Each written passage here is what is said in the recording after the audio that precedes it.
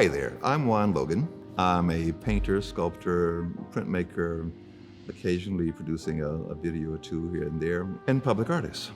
And I've been at this for a while now, for many, many years. It's what I do, and I really can't imagine doing anything else at this point in my life. I felt that way for a long time.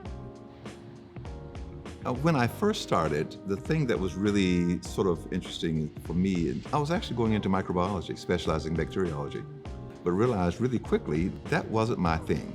It was about the idea of learning more about myself, what had value, if you will, for me, and how I could express those things. So at one point I used to do portraits, and all that, and realized that was not my path at all. Not that I couldn't do the portrait, it's just that it didn't say enough for me. I needed more. And I think abstraction provided me with the more.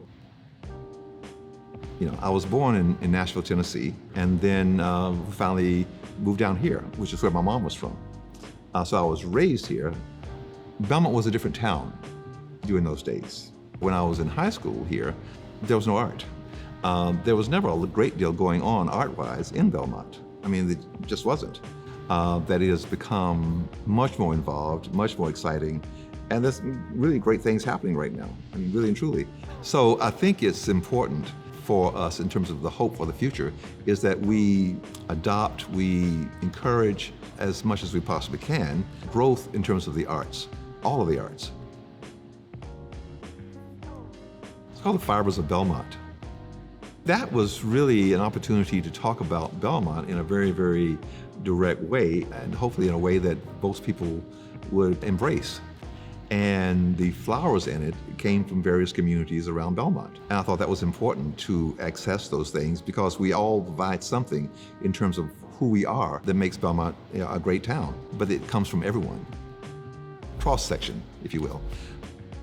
And sometimes those fibers connect really directly, sometimes they don't, and that's how it is too. But the hope is that as time moves forward and we know more about each other, it's understanding your history, but I also want you to understand mine and know mine and see it of equal value. I want them to look at it carefully. I want them to look at how the threads, some connect and some don't. So much depends on what we want out of it all and our ability to connect with each other and our desire to do so. I can extend my hand every day, but you have to reach back. Basically, it's sort of what I'm saying with those threads and how they're reaching out from each side, coming toward each other. They connect because we choose to make them connect. And I hope that we continue down that path and we'll, until all those threads have simply come together across the board. Yeah.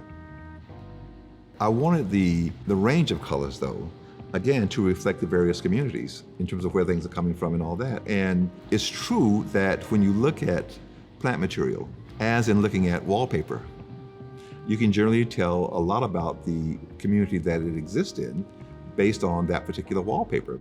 All those kinds of cues tell us about the community. The cars we drive, even how we decorate our homes, all those things. So the colors in this thing sort of reflect, the cross sections of who we are in Belmont, the fibers, if you will. Idisol was my partner in crime, if you will, on this mural, and couldn't have made it without her. I mean, she's just great. She really is, Idisol is this outstanding, wonderful painter who has worked with me as a studio assistant for a few years. And then I had the fortune, the wonderful fortune of watching her grow into this amazing artist. I mean, she is just so good at what she does. She really is.